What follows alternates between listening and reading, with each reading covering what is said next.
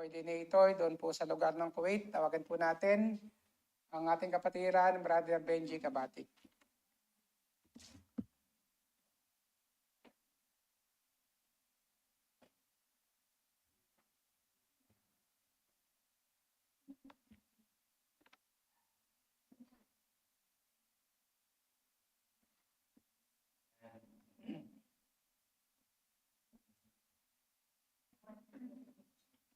Sa ating pong pagpunta sa church to worship the Lord. Amen. So, ayun po, hindi ko na po papatagalin, and basahin ko na lamang po at sundan nyo na lamang po sa inyong pong mga mata ang magbabasa po, ang ating pong pag-aaralan sa umaga po nito. It's continuation po ng ating topic nung nakaraan. It's about kay Jonah po.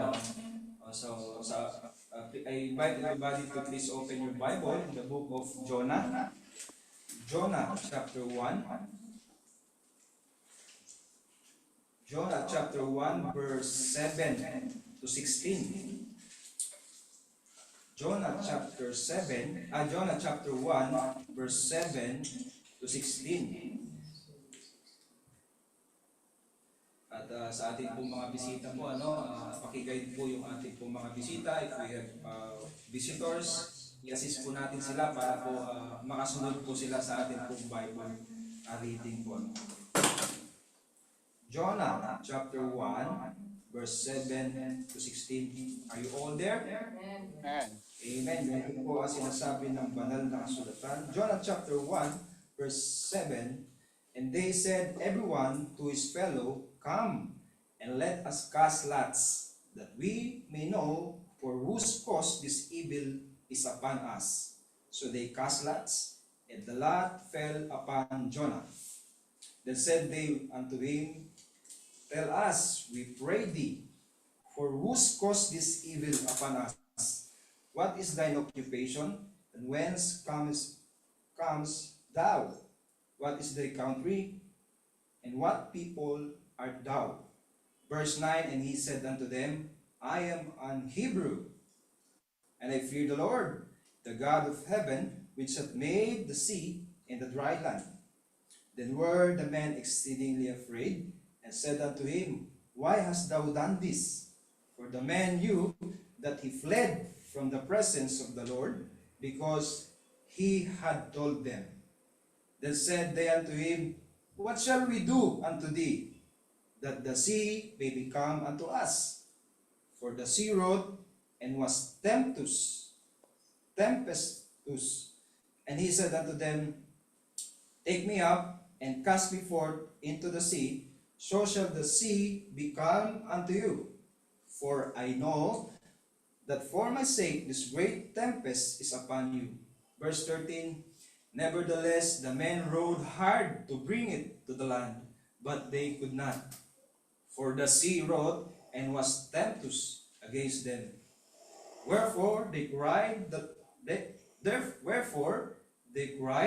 unto the Lord, and said, we beseech thee, O Lord, we beseech thee, let us not perish for this man's life, and lay not upon innocent blood.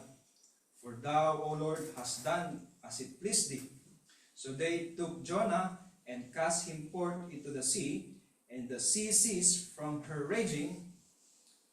Then the men feared the Lord exceedingly, and offered a sacrifice unto the Lord, and made vows. Tayo po ay panandaliang yumuko, pumikit at manalangin.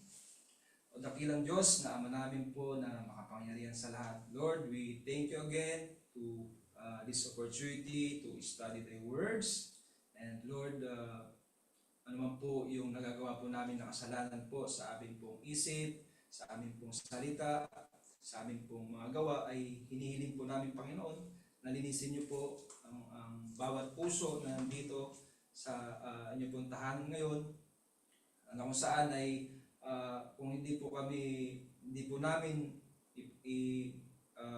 iayos po yung puso po namin, ay mahirapan po kami na maunawaan po, Panginoon, ang inyong pong salita. At humihingi nga po kami ng kapatawaran sa lahat po ng aming nagawang pagkakasala, Panginoon. At sa oras po na ito, humingi din po kami ng wisdom to understand your words. At gamitin niyo lamang po ako, Panginoon, inyong pong mouthpiece.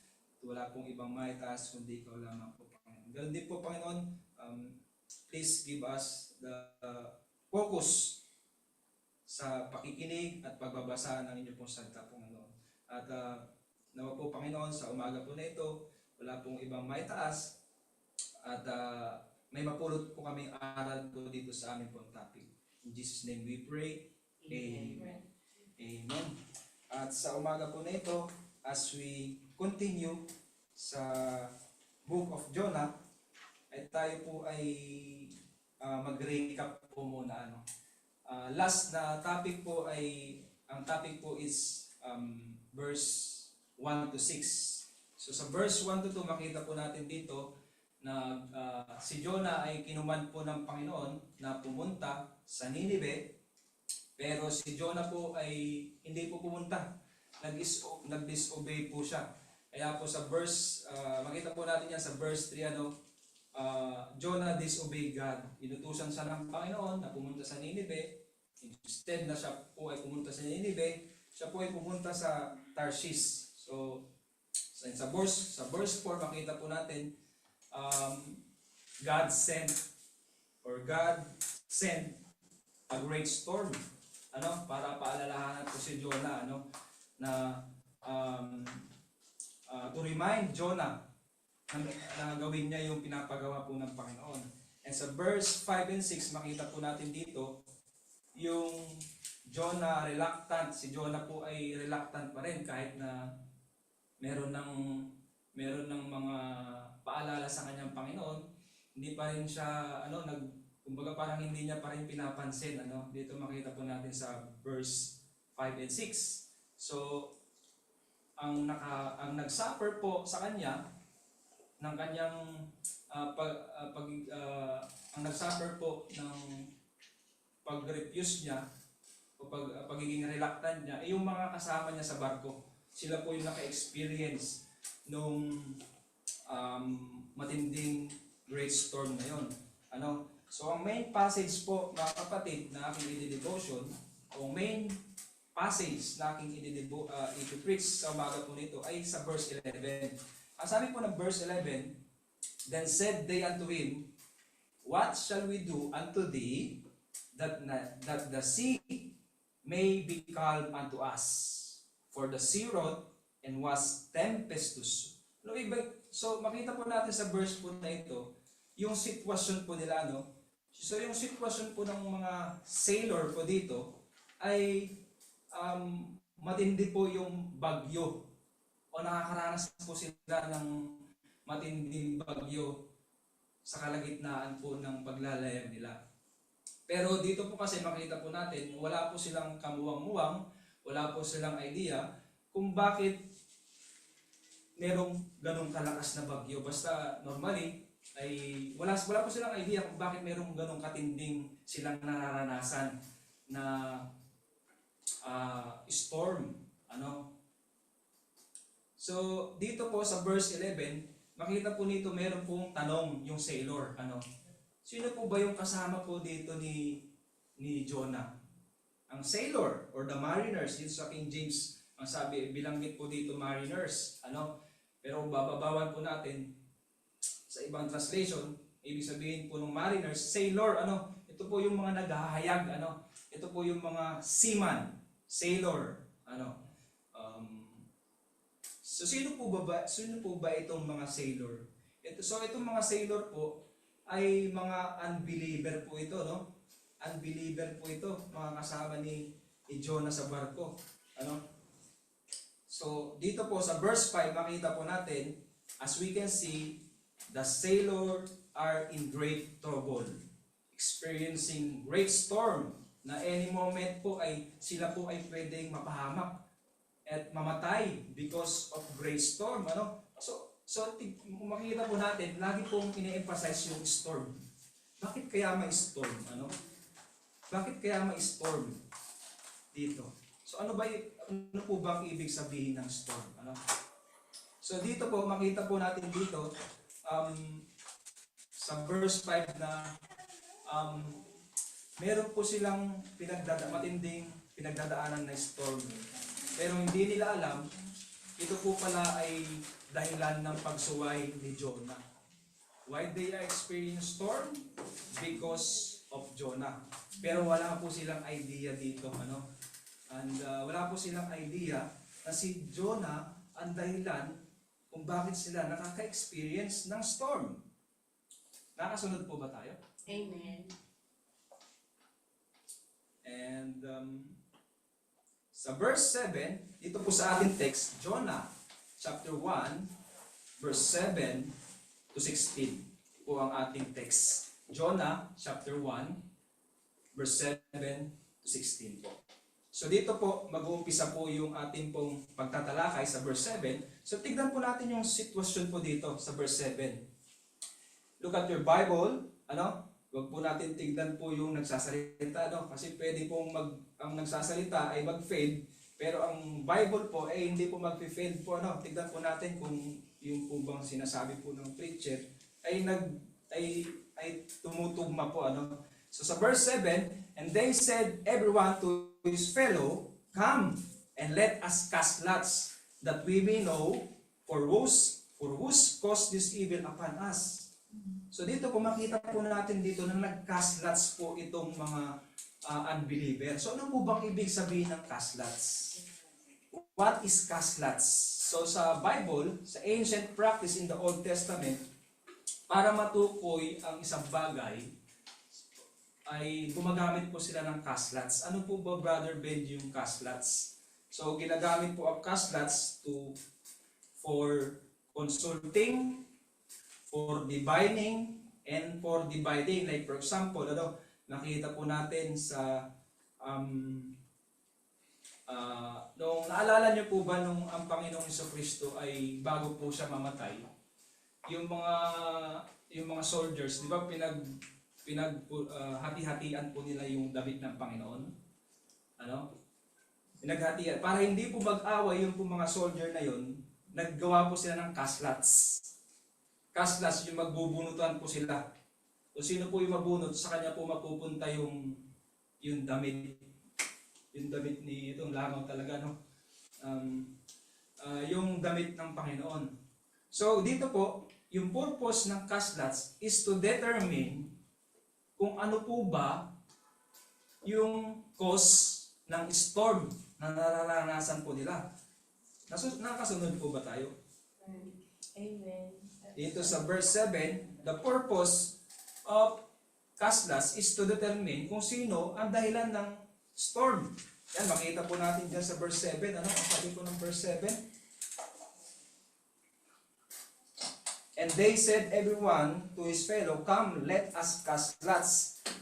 Ito yung purpose ng pag-cast lots. So the word that we may know for whose cause this evil upon us. So gusto nilang matukoy kung ano ba yung dahilan, kung bakit po sila nakakaranas ng storm. At ang sabi sa verse 7, and the flood fell upon Jonah. Ito, nabunot nila yung pangalan ni Jonah, no? And sa verse 7, ito po makita po natin, sa verse 8, na after na mabunot nila yung pangalan ni Jonah, kung makita po na dito, in-interrogate na si Jonah. Verse 8, then said they unto him, tell us, we believe, whose cause this evil upon us? What is thy occupation? When and what is thou? So, una na yung word dito, this is us. So, itong mga believer nito, ay tinutukoy nila. Gusto nang malaman kung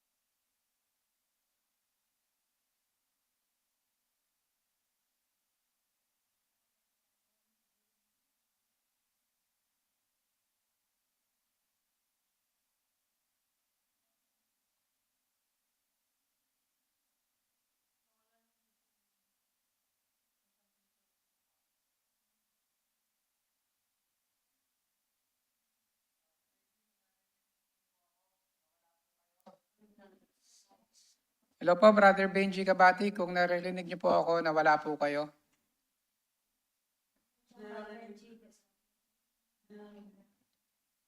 Hindi na po namin kayo marinig and then nag-lag na po yung video nyo. Around almost 2 minutes na, almost 3 minutes.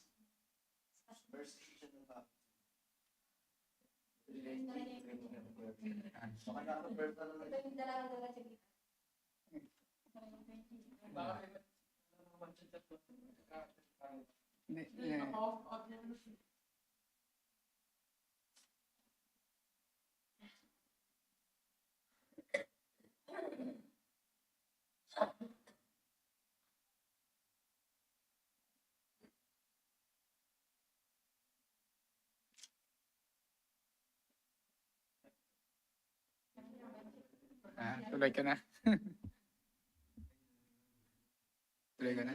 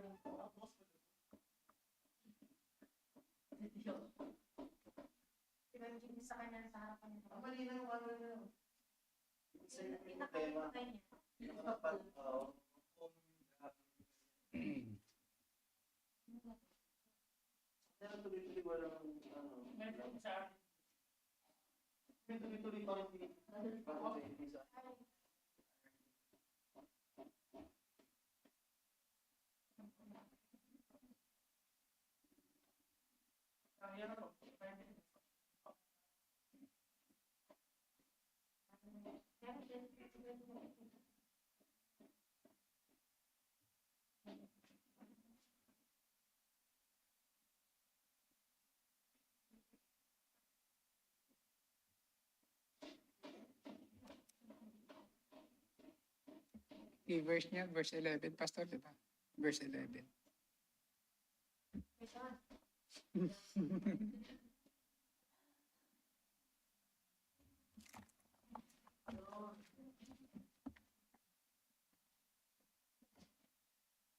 Sige. Tama na. Edit Bira. Okay, so tuloy po natin yung message ni Brother Benji. Maaaring hindi niya na ako naririnig. Okay.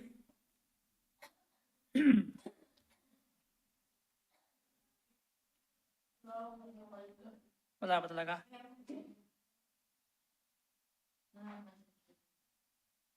So,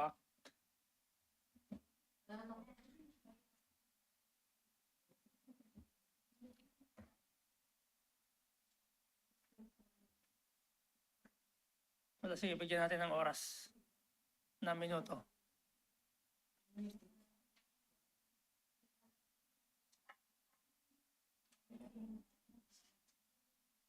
Nawala, ano?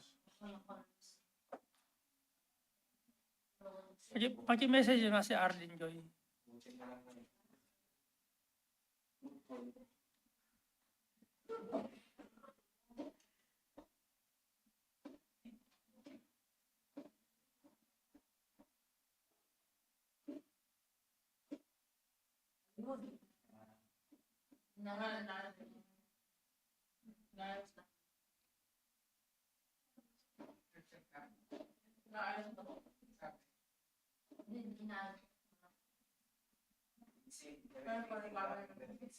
Amen. What is it called? Brother Benji? Narinig po ba po? Anong kaya pa rin tumatawa? Tuloy mo na, Brother Benji, tuloy mo.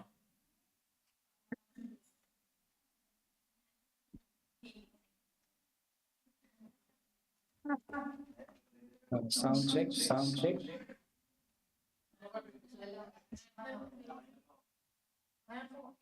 Picture Benji, narinig po ba po? Yes po, naririnig po.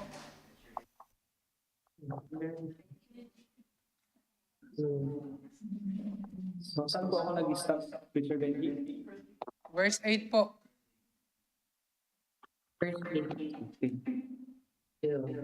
Talagang hindi po natutawa si Satan na pag yung salita po ng Panginoon ay panahihayag, ano?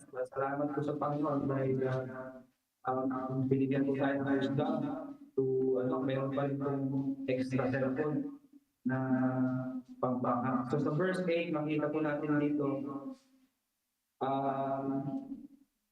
dito po, si Jonah, nung sila po ay nag-cast land, ay ang nabunod po nila ay ang pangalan po ni Jonah. Kaya dito po sa verse 8 to 9, the pagan interrogate Jonah, asking sino ang dahilan ng lahat ng kasamaan ng kanilang naranasan. So dito sa verse 8 ay makita po natin na in-interrogate nila si Jonah. Sa verse 8, sabi po diyan, then said they unto him, tell us, we pray thee, for whose cause this evil is upon us? What is thine occupation, and whence comest thou? What is thy country, and of what people art thou? So dito po sa verse 9, makita po natin na they identify Jonah as a Hebrew. Pag sinabi pong Hebrew, makita po natin yung identification ng Hebrew sa Genesis chapter 14, verse 13. Ano po sinasabi ng salita ko na Panginoon? And there came one that had escaped and told Abraham, the Hebrew. Pag sinabi po Hebrew, ito po yung pinanggalingan po ng mga Hudyo sa panahon po natin. Dito po original na pinanggalingan po ng mga Hudyo. The chosen people of God. So sa verse 10, nakita po natin dito, then were the men exceedingly afraid and said unto him, why hast thou done this? So, question is, bakit po kaya natakot itong mga sailor, itong mga kasama ni Jonah po dito? Reason, nalaman po nila na ang cause ng kasalanan o ng storm na kanilang pong nararanasan because of Jonah, yung pong si Jonah po ay tumakas po sa Panginoon. So dito ay makita po natin na the sailor identified the cause of the storm. What is the cause of the storm? Jonah's sin. Dahil po sa kasalanan po ni Jonah na pagtanggi po niya sa Panginoon, yung pong pag-refuse po niya sa pinapagawa ng Panginoon, ay nagkaroon po ng storm.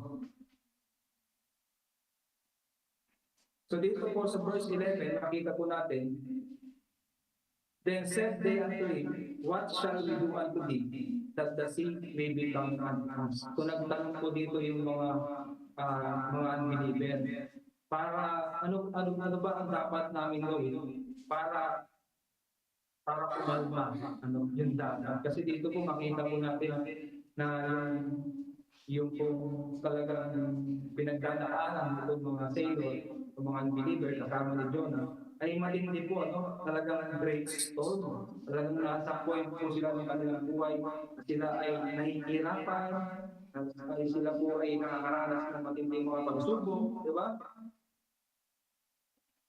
The question is, what is the storm you experiencing right now? Ano po ba yung storm na na-experience po natin ngayon? So, dito po makita po natin yung question sa verse 11, what shall we do unto thee that the sea may become unto us? Ano ang dapat natin gawin? Kung tayo lang po mayroong pinagdadaanan, I don't know, mayroon po yung pinagdadaanan, ang Diyos lamang po nakakala, and with you, God. So pag tayo po ay may pinagdadaanan, ano po ba ang dapat natin gawin?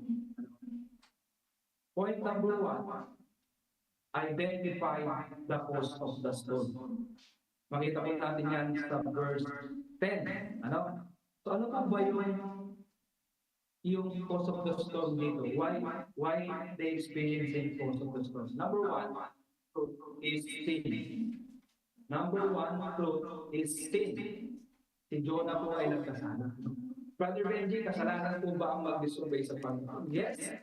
Kasalanan po kasi Dito hindi naman po sila makaka-experience ng storm kung wala pong ginawang kasalanan si Jonah eh. Di ba? Ano ba yung ginawa ni Jonah? Di ba? Inuutusan siya ng Panginoon sa verse 2 to 4, dito, nagtitestimony na si Jonah sa mga unbelievers kung bakit sila nakakaranas ng storm. Inutusan siya ng Panginoon, pumunta ka sa Nineveh, pero ano ginawa ni Jonah? Pumunta sa Tarshish. Di ba? Pumunta ka, ito yung pinapagawa ng Panginoon. Pero si Jonah dito pumunta. Lumihis sa pinapagawa ng Panginoon. And yun po yung sa reason kung bakit po sila experience storm. Ngayon sa ating pong buhay, why we experience storm? Hindi mo pwede wala pong dahilan kung bakit tayo nakakaranas ng storm. Dito po sa context ng Jonah ay bakit siya nakakaranas ng storm? Because siya po ay hindi po sumunod po sa Panginoon. Diba? So number one, para po ano po dapat natin gawin para po yung storm na ating nararanasan ngayon ay maging kalma. We need to identify the cause of the storm. And the truth is, what is the cause of the storm? Sin.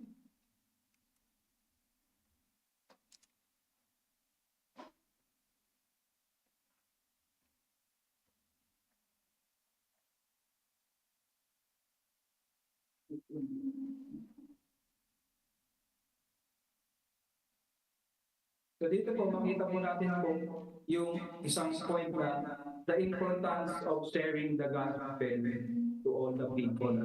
Kasi kung hindi po pumunta si Jonah po dito, kung dahil po sa storm na naranasan ni Jonah, ay hindi po niya na-share yung word of God sa mga unbelievers. So isang katotohanan, kung wala po tayo at mag-share po yung salita po ng Panginoon, sino ang gagamitin po ng Panginoon para ma-preach na salvation mga kapatid? Di ba? Wala naman pong, hindi naman po pwede gamitin po ng Panginoon ng unbeliever. Minsan tayo nga lang po, minsan pag tayo ay nag-refuse, ay yun po. Isa po ang tulad po dito, saan man tayo magpunta, anuman ang ating kalagayan, o anuman po yung kalagayan po natin, we must to share the gospel. Meron man tayong pong pinagdadaanan, meron wala man tayong pinagdadaanan. We need to continue to share the gospel. Why? Because meron pong naniligtas na kapatid. Itong mga selfie, wala namang gusto plano ni Jonah na ma-share po siya. Di ba?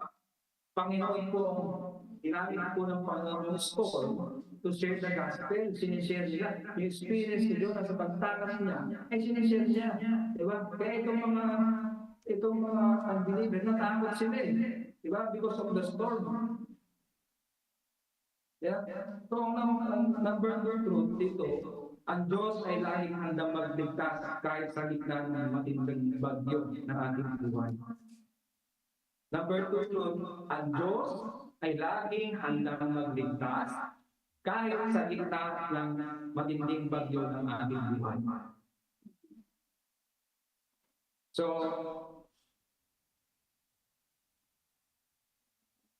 sa verse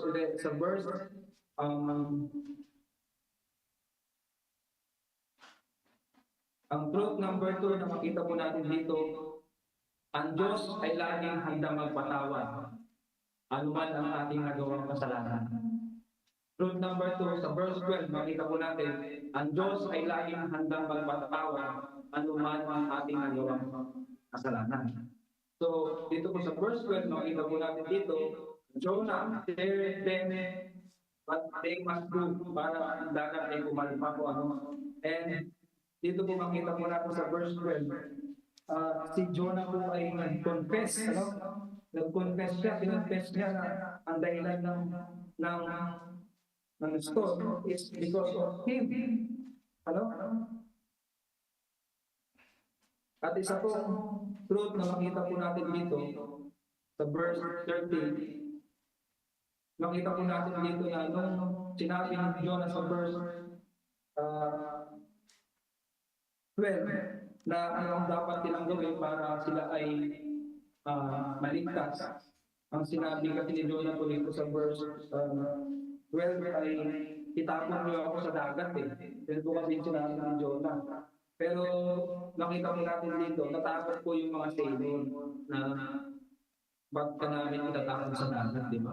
Malakas na nga yung bagyo, pero itatapon na sa dagat. Natatakot po itong mga sailor, sinabi po ni Jonah ito sa mga sailor. Kaya sa verse 13, nakita po natin dito, na gumawa po sila ng paraan para si Jonah ay may safe, may ligtas po. Na huwag na lang tapon doon sa dagat. Kasi natatakot na po sila eh. So isa po, nakita po natin dito na hindi po natin kaya iligtas ang ating sarili sa kapahamakan. Minsan, kung tayo po ay subok na pinagdadaanan, gumagawa po tayo ng sarili nating way para makatakas po sa storm. Para po tayo po ay gumagawa po natin ang ating sarili. Pero the truth is, sa verse 13, hindi natin kaya maligtas po ang ating sarili pag meron po tayo great storm. And we need God's help. So makita po natin ang truth, number 4 na po. So point number 3, we need God's help. Makita po natin yan sa verse 14. So ano po ang ginawa po dito ng mga sailor? 14. Wherefore they cried unto the Lord and said, We beseech thee, O Lord, we beseech thee. Let us not perish for this man's life, and lay not upon innocent blood, for thou, O Lord, hast done us this deed. So dito makita po natin na sila po ay tumawag po sa Panginoon ni Jonah.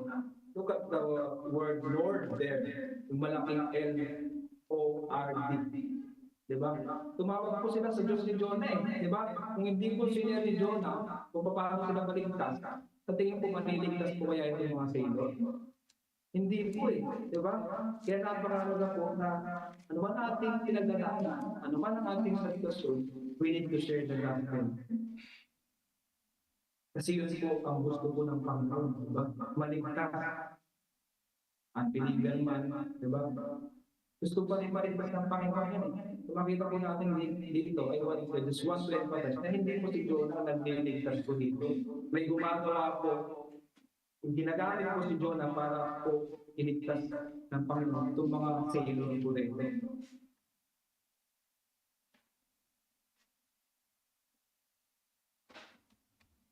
So sa verse 14 nga po, the mariners or the sailor of the Lord, diba? And nung sila po, ano po nangyari? Nung sila po ay tumawag sa Panginoon sa verse 16, sa verse 15. So they took up Jonah and cast him forth into the sea, and the sea ceased from her raging. Nung po sila po ay tumugon at tumawag sa Panginoon, diba? Doon po nag-response yung Panginoon. Diba? Minsan kasi, hanggat hindi po tayo nagtumutugon sa Panginoon, o malapit po sa Panginoon, hindi po tayo papakinggan po ng Panginoon. Kailangan meron po tayo i-deal sa Panginoon. Diba? Kailangan po tayo i-deal. Kasi kung istorm minsan, inaalaw ng Panginoon yan para ma-realize natin kung ano po ba yung gusto kong iparating ng Panginoon. Diba? Kaya dito, kung hindi tumawag po itong mga sailor, hindi po umupa yung storm na kanilang nararanasan. So, ano po ba yung dapat natin gawin?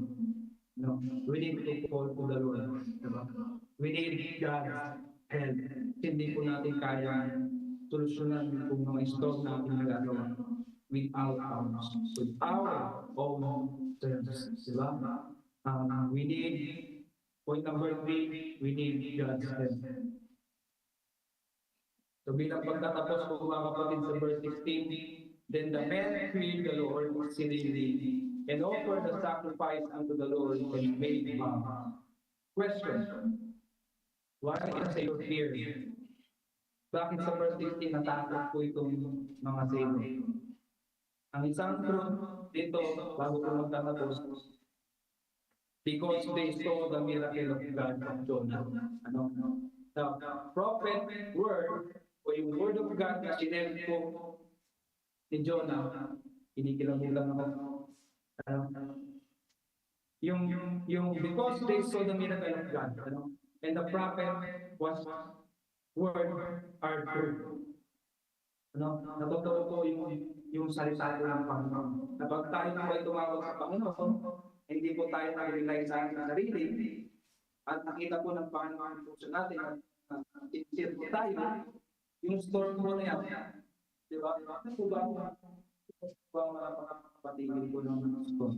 Kaya, Sister, Ang Diyos po, brother. kaya po ba ang patigil ng storm? Ang Diyos lang po, ang Panginoon lang. Wala akong makakapagpatigil po ng bagyo. Ang pwede na kong makakapagpatigil po ng bagyo na nararanasan natin. Kaya ang Panginoon, that's why we need God.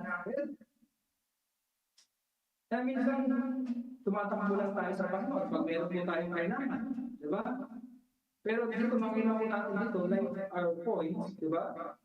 Ano po yung ang Diyos ay laging handang magpatawad pa rin, di ba? Ano man ang ating nagawang kasalanan sa Kanya. Di ba? Kahit tayo po ay madalas, we are not faithful, pero ang Panginoon, di ba? Sa points po natin, ang Diyos ay laging handang magpatawad. Nagawang kasalanan, a-accept pa rin po tayo ng Panginoon. Ang hinihintay lang po ng Panginoon sa atin, mag-deal po sa Kanya. Ano po ba yung promise po natin? Kasi dito sa verse 16, bilang pagtatapos, nagbawi. Noong na-experience nila, ang mga sailor, yung miracle na ginawa ng Panginoon na tumigil yung storm sa kanilang buhay, anong ginawa nila? Nagbow sila sa Panginoon, di ba? Nangako sila sa Panginoon, di ba? Kaya ano yung pangako mo sa Panginoon? Pag masolve ng o pag maayos yung problema mo ngayon, o yung storm na nararanasan mo ngayon, ano yung ibabalik mo sa Panginoon? Ano po yung pwede natin ibalik sa Panginoon? Nasa inyo po yan. Nasa akin po yan. The verse 16, tingnan niyo po. Diba? Then the men feared the Lord. Why? Because nakita nila yung miracle ng Panginoon. After nila makita yung miracle ng Panginoon, dahil yung storm ay sinulusyonan ng Panginoon. And offered a sacrifice unto the Lord and made vows. So what is our vow? Ano po ba yung pag kinagot po ng Panginoon ang ating prayers? Diba? Yung storm, ating po nararanasan ngayon. Ano po ba yung ibabalik po natin sa Panginoon? So tayo po ay panandali ang yung po kumikita sa langit. So dakilang Diyos, namin po na makapaglayan sa lahat. Maraming salamat po, Panginoon, to your word. Salamat po sa inyong habag, Panginoon.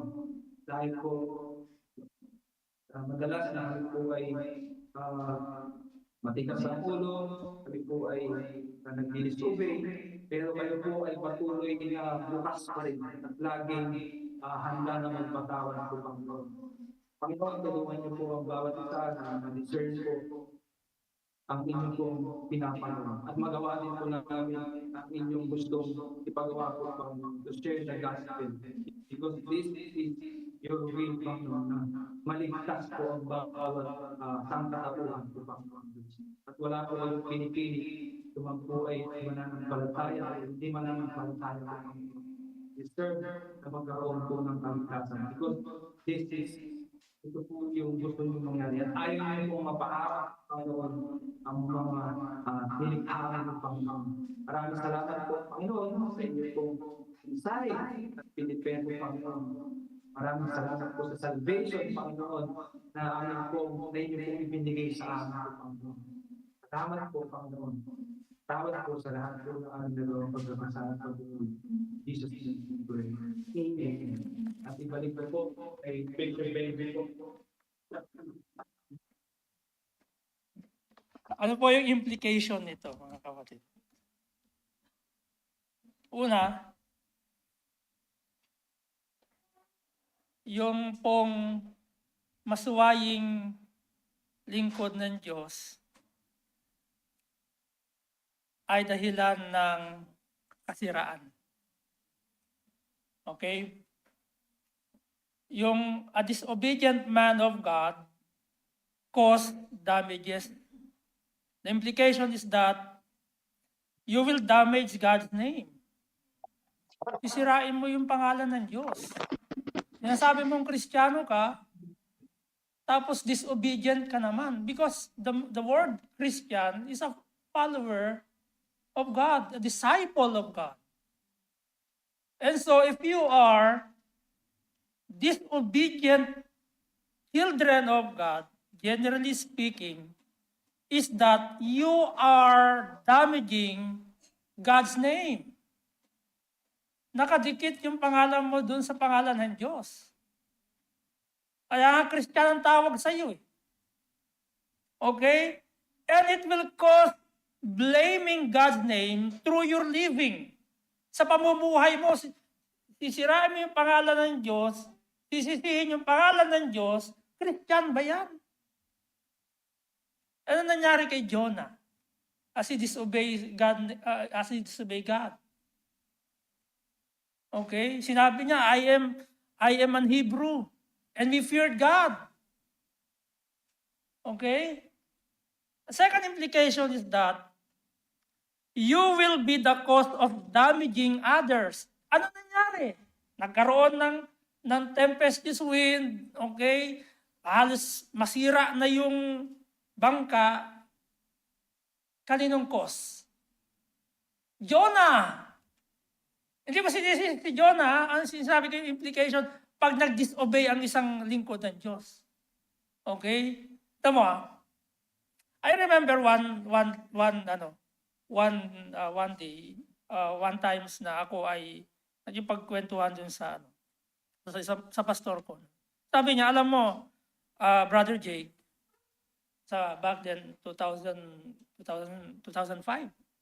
Sabi niya, may pagkakataon na hindi pinagpapala ang church kasi within the groups of leaders, merong disobedient doon in heart. Kaya hindi pinagpapala ang church. Either, sabi niya, either ako, nakikita niyo lang ako, or iba. So that will be the cause of damaging others because you are a disobedient child of God. Okay? Maging sa family mo. Okay? You will be a cause of damaging the lives of your father, the lives of your mother, your brother and sister. Why? How, Pastor? Hindrance of the gospel. Maging hindrance ka sa gospel. Instead that you will be the blessings to them, naging cause ka pa. Okay? And might be God will use them to remind you. Palalahanan ka. Sino ba nag-remind kay Jonah? Natutulog nga siya. Diba? Sarap-sarap ng tulog niya dun sa napansin siya ng mga napansin siya ng mga mariners, di ba? So hindrance, you will be the cause of damaging others. That's implication number 2. Implication number 3, you will be damaged to yourselves. Sisirain mo yung sarili mo. Ano nangyari kay Jonah? Okay? Nakita siya, anong ginawa sa kanya? Ikaw kaya itapon sa ganung parang nagngangalit na nakikita na kayo, nakasakay na kayo ng barko. Pag nakita niyo yung alon, diba takot na takot kayo, tapos nasusuka pa kayo. Tapos makita mo yung lalim na ikaw takot ka pa sa tubig. Hindi ka naliligo, hindi kidding aside. Okay? Itapon ka doon, tapos may balyena pa. Diba? You will be damaged to yourself. Do you remember sa ating Friday Vesper service, yung a disobedient man, prophet? Yung old and new prophet? Ano nangyari? Anong utos ng Panginoon doon sa prophet sa Bethel, papunta ng Bethel, to rebuke King Jeroboam?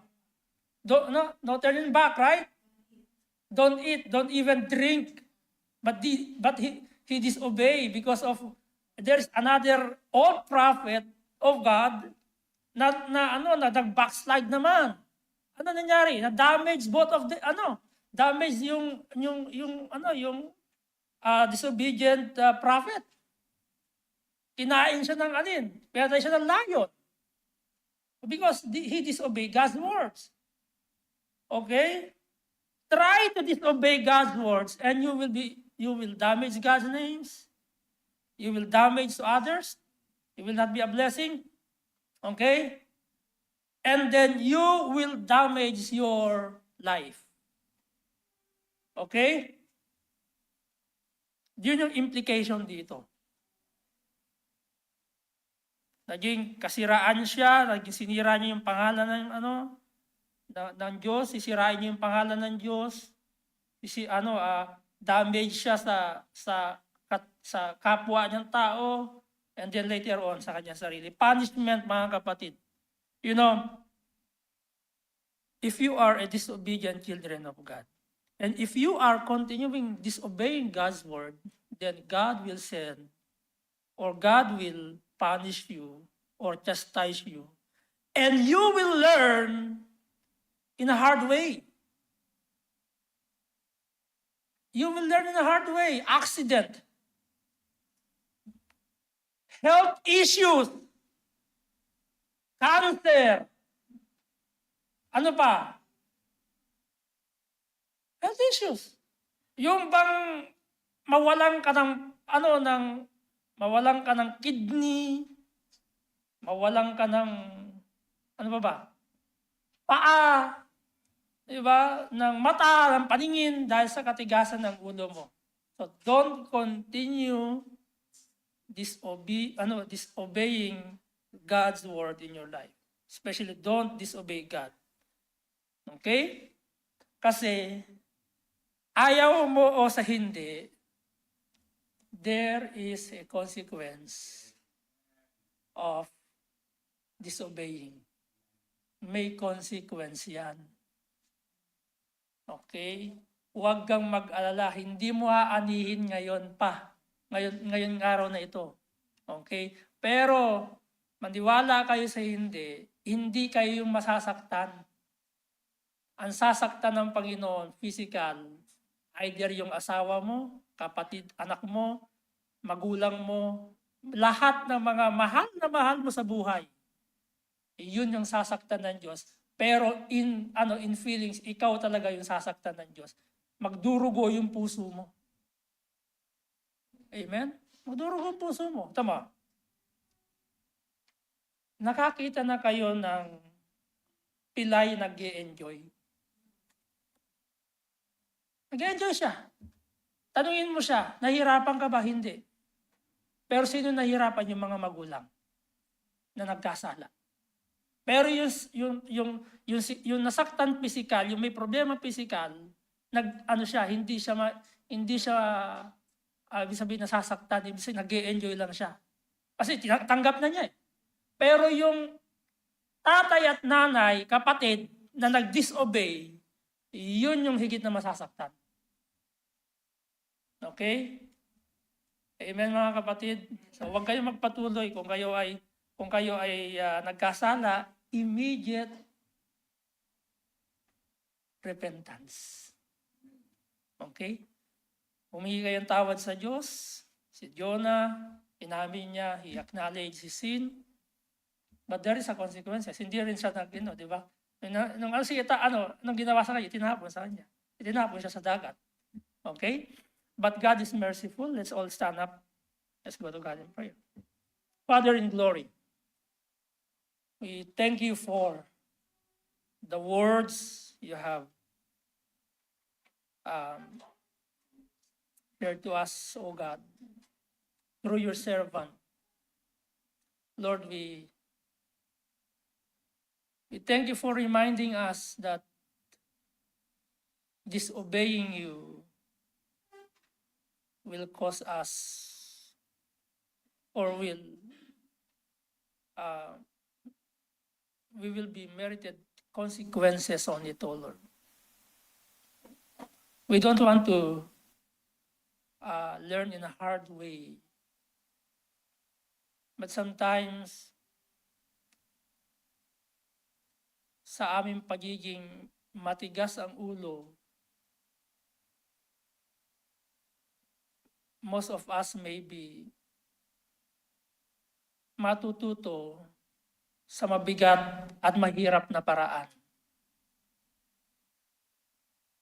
Pero kung may pagkakataon, Panginoon, na hindi na po kami dapat hahantong doon, in the first place pa lang, susunod na po kami, Panginoon. We don't blame Jonah. Sa aming panahon, Lord, bigyan niyo po kami ng teachable spirit. That every time you command us to do your will in our lives, tulungan niyo po kami huwag maging reluctant o huwag maging matigas ang ulo. Kasi kung mamatigas po kami din po yung masasaktan. Hindi naman po kayo masasaktan kahit hindi po kami, kung sa hindi namin pagsunod, hindi namin sa pagiging matigas ng ulo po namin. Pero your will